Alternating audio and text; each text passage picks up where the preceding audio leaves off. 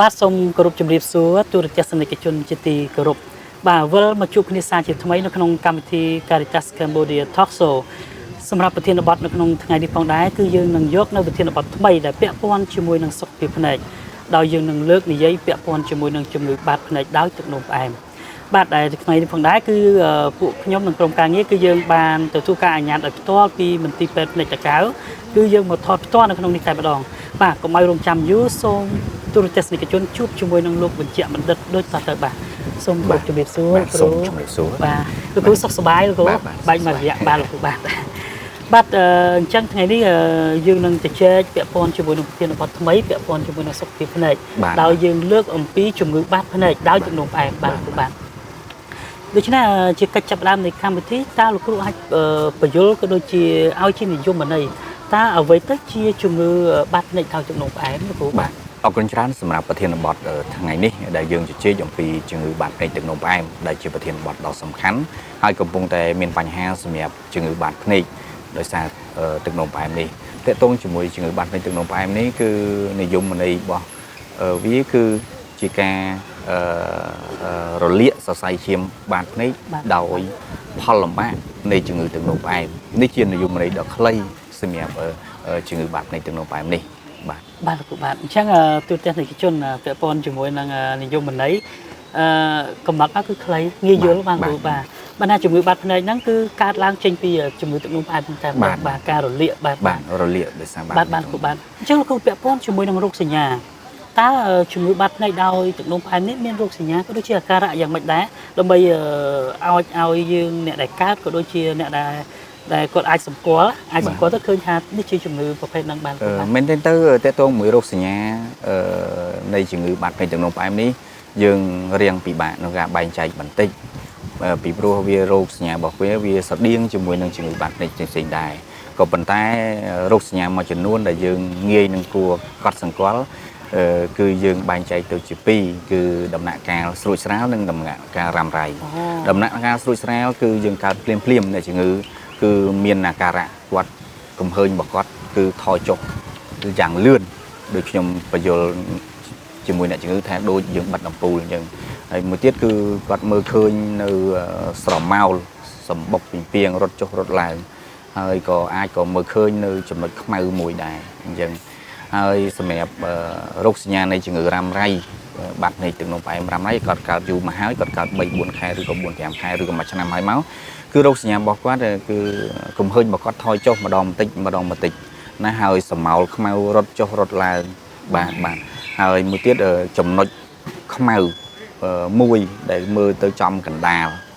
នៅក្នុងរូបភាពដែលគាត់សម្លឹងគឺបញ្ជាក់អំពីការហើមនៃបាតភ្នែកដោយសារទឹកនោមផ្អែមនេះជារោគសញ្ញាដែលយើងកត់សម្គាល់មួយចំនួនតែប៉ុណ្ណោះឯងហើយបើសំខាន់ទាល់តែយើងមកពិនិត្យបាតភ្នែកប្រសិនបើយើងសង្ស័យថាយើងមានជំងឺបាតភ្នែកទឹកនោមផ្អែមជាពិសេសអ្នកដែលមានជំងឺទឹកនោមផ្អែមស្រាប់បាទលោកគ្រូបាទទូរទស្សនិកជនអ្វីដែលលោកគ្រូបានមានប្រសាសន៍បាញ់មិញអញ្ចឹងគឺរោគសញ្ញានិងអាការៈគឺវាមានលក្ខណៈមើលទៅបាទភ្នែករបស់យើងហ្នឹងគឺស្វាំងមើលអីលេងឃើញអញ្ចឹងណាលោកគ្រូដូចសម្បុកពេញពីអញ្ចឹងបាទអញ្ចឹងនេះខ្ញុំគ្រាន់តែជាសង្ខេបខ្លីបាទដូចអ្វីដែលលោកគ្រូបានមានប្រសាសន៍អញ្ចឹងអលោកស្រីបើសិនជាមានអាការៈបែបហ្នឹងបើយើងសង្ស័យយើងគួរតែពិចារណាបាទលោកគ្រូបាទនេះមកសំណួរបន្តបាទគ្រូបើសិនជាអ្នកដែលកើតទឹកនោមផ្អែមអ្នកដែលកើតនៅទឹកនោមផ្អែមតើពេលណាដែលពួកគាត់គប្បីទៅពិនិត្យជំងឺបាតភ្នែកហ្នឹងគ្រូបាទសម្រាប់អ្នកដែលកើតទឹកនោមផ្អែមហើយបាទអរគុណច្រើនសំណួរនេះសំខាន់សម្រាប់ចំណេះដឹងទូទៅរបស់ប្រជាពលរដ្ឋយើងជាពិសេសអ្នកដែលមានជំងឺទឹកនោមផ្អែមបើតាមទិន្នន័យ WHO បង្ហាញថា 50% នៃជំងឺទឹកនោមផ្អែមដែលមិនបានទៅពិនិត្យបាតភ្នែកបានន័យថាពាក់កណ្ដាលនេះយើងសរុបទាំងអស់ទាំងប្រទេសកំពុងអភិវឌ្ឍនិងអភិវឌ្ឍអញ្ចឹងជារួមដែលសួរថាតើជំងឺទឹកនោមផ្អែមពេលណាទៅពិនិត្យបាតភ្នែកពេលនេះគឺយើងបែងចែកទៅជា2ព្រោះប្រភេទទឹកនោមផ្អែមមាន2ប្រភេទធំដែលយើងបែងចែកប្រភេទទី1គឺទឹកនោមផ្អែមកើតនៅកុមារបានគេកំណត់ក្រោមអាយុ30ឆ្នាំជាប្រភេទទឹកនោមផ្អែមទី1បាទទឹកនោមផ្អែមប្រភេទនេះគឺគេទៅពិនិត្យបាតភ្នែកគ្រូពេទ្យឲ្យទៅពិនិត្យបាតភ្នែកនៅពេលដែលគាត់កើតទឹកនោមផ្អែមរយៈពេល5ឆ្នាំ រីឯទឹកនោមផ្អែមប្រភេទទី2កើតនៅវ័យចំណាស់ដែលយើងកំណត់ពីអាយុ40 ឆ្នាំឡើងទៅសំទោសយើងគ្រូពេទ្យឲ្យមកពិនិត្យនៅជំងឺបាតភ្នែកនៅពេលដែលគ្រូពេទ្យទឹកនោមផ្អែមបានធ្វើរោគវិនិច្ឆ័យថាគាត់មានទឹកនោមផ្អែមកម្រិតទីប្រភេទទី2ហើយអញ្ចឹងគាត់មកត្រូវតែមកពិនិត្យជំងឺបាតភ្នែកហើយមួយទៀតតកតងជាមួយនឹងជំងឺទឹកនោមផ្អែមប្រភេទទី2ស្រាប់ដែលគាត់កំពុងតែព្យាបាលតែម្ដងគាត់កំពុងព្យាបាលគាត់ធ្លាប់គាត់ធ្លាប់ពិនិត្យបាតភ្នែកហើយក៏គាត់ត្រូវមកពិនិត្យបាតភ្នែកដែររាល់ចន្លោះពី6ខែទៅ1ឆ្នាំបាទដែលខ្ញុំឲ្យយោបល់ថា6ខែគួរតែមកពិនិត្យបាតភ្នែកដើម្បីឲ្យយើងដឹងថាតើបាតភ្នែករបស់គាត់មានបញ្ហាដោយសារទឹកនោមផ្អែមហើយឬនៅបាទលោកគ្រូខ្ញុំមិញហ្នឹងខ្ញុំរៀងចាប់អារម្មណ៍ទៅលើទិន្នន័យដែលលោកគ្រូបានលើកឡើងតិចលោកគ្រូដែលជាទិន្នន័យរួមរហូតដល់50%បាទដែលគាត់ដឹងហើយនឹង50%ទៀតដែលអត់ដឹងលោកគ្រូចំណុចនេះវាអាចកត្តាមកពីអ្វីដែរលោកគ្រូដោយសារការផ្សព្វផ្សាយមិនដល់ឬក៏យ៉ាងម៉េចដែរលោកគ្រូ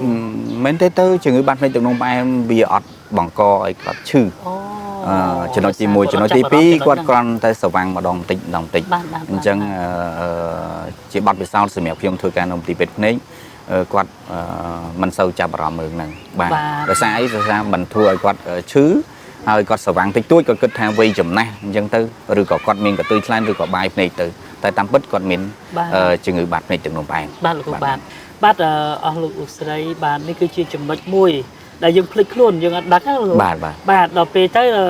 ភ្លេចខ្លួនហើយយើងអត់បានទៅពិនិត្យចឹងទៅយើងការគិតរបស់យើងវាខុសរហូតដល់កើតទៅជាជំងឺបាតភ្នែកបានយើងដឹងខ្លួនពេលដែលពិនិត្យអាចអញ្ចឹងដែរបាទគ្រូអញ្ចឹងងាកមកការព្យាបាលវិញលោកគ្រូអញ្ចឹងបើសិនជាអ្នកជំងឺដែលគាត់មានជំងឺបាតភ្នែកដោយជំងឺផ្អែមហ្នឹងតើគាត់គួរតែមកព្យាបាលឬក៏ពិនិត្យបែបម៉េចដែរគ្រូវិធីសាស្ត្រក្នុងការព្យាបាលតើតើមួយការព្យាបាលនេះជាបច្ចេកទេសរបស់គ្រូពេទ្យមុននឹងយើងជ្រើសរើសនឹងការព្យាបាលណាមួយគឺអាស្រ័យទៅលើកម្រិតបាទកម្រិតឬក៏ហៅចំណាត់ថ្នាក់ដែលយើងបែងចែកទៅតាមបច្ចេកទេសនៃជំងឺបាតភ្នែកទឹកនោមផ្អែមដំណាក់កាលប្រភេទទី1គឺយើងដំណាក់កាលទី1យើងព្យាបាលដោយប្រើកាំរស្មីយើងបាញ់ទៅដើម្បីកុំឲ្យគាត់ហូរឈាមនៅថ្ងៃក្រោយទី2សម្រាប់យើងចាក់ថ្នាំបាតភ្នែកនៅពេលដែលយើងពិនិត្យមើលឃើញតែគាត់ហើមបាតភ្នែកឬក៏យើង scan ទៅយើងឃើញហើមបាតភ្នែកគឺយើងទៅចាក់ថ្នាំបាតភ្នែកទី3នៅពេលដែលគាត់មានរបើកបាតភ្នែកឬក៏គាត់ហូរឈាមបាតភ្នែកខ្លាំងដែលកកនៅទីនោះគឺយើងត្រូវតែវះកាត់បាតភ្នែកនេះជាការព្យាបាលសម្រាប់ទឹកនោមផ្អែមមាន3ប្រភេទហ្នឹងដែលយើងព្យាបាលទៅតាមដំណាក់កាលទៅតាមចំណាត់ថ្នាក់របស់ជំងឺបាតភ្នែកទឹកនោមផ្អែមរបស់គាត់បាទលោកគ្រូបាទអញ្ចឹងអស់លោកស្រីបានជ្រាបហើយថានេះគឺជាវិធីសាស្ត្រក្នុងការព្យាបាលអញ្ចឹងបើសិនជាអស់លោកស្រីដែលកំពុងតែមានអាការៈក៏ដូចជាយើងមានជំងឺនឹងហើយគួរតែរុះរាន់ក្នុងការព្យាបាលតែលោកគ្រូកុំឲ្យឈាមកាត់រហូតឈាមដល់រហូតគេហៅថាដំណាក់កាលវះកាត់មើលទៅវាពិបាកមែនតើណាលោកគ្រូបាទជាបន្តគួរពាក់ព័ន្ធជាមួយនឹងផលលំបាកបើសិនជាអ្នកដែលកើតជំងឺបាតភ្នែកដោយទឹកនោមផ្អែមហ្នឹងការគាត់ជួបផលលំបាកអ្វីដែរទៅគ្រូសម្រាប់ខ្លួនគាត់ផ្ទាល់ណាគ្រូសំណួរនេះល្អពីព្រោះនៅពេលដែលអ្នកជំងឺរបស់យើងឬក៏បងប្អូនរបស់យើងដែលមានទឹកនោមផ្អែមគាត់បារម្ភនៅពេលដែលគាត់ដឹងថាតើបាតភ្នែកទឹកនោមផ្អែមនោះធ្វើទុកអីខ្លះណាបង្កផលលំបាកអ្វីខ្លះបាតភ្នែកទឹកនោមផ្អែមវាបង្កទៅច្រើនហើយវាមានហានិភ័យខ្ពស់ទី1ដូចជាជំងឺរបើកបាតភ្នែកដោយសារទឹកនោមផ្អែមទី2ជំងឺទឹកដក់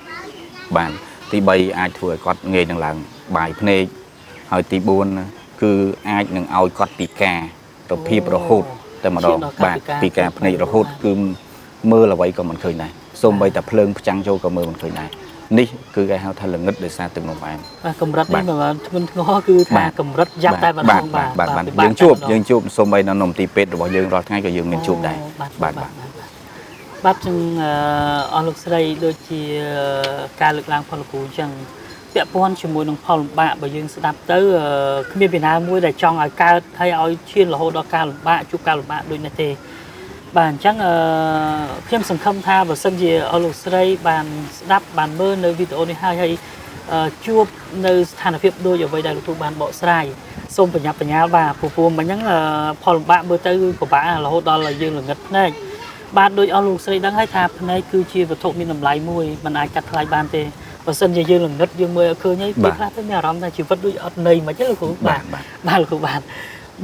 អញ្ចឹងជាចុងក្រោយលោកគ្រូនៃកម្មវិធីរបស់យើងអញ្ចឹងលោកគ្រូមានជាអនុសាសន៍អ្វីសម្រាប់ផ្ដាំផ្ញើជូនដល់បងប្អូនទូរទស្សនិកជនរបស់យើងបាទលោកគ្រូបាទអរគុណច្រើនជាចុងក្រោយខ្ញុំសូមផ្ដល់យោបល់និងការទូន្មានចំណេះដឹងសម្រាប់អ្នកជំងឺរបស់យើងដែលគាត់មានទឹកនោមផ្អែមសូមបន្តការព្យាបាលជាមួយគ្រូពេទ្យទឹកនោមផ្អែម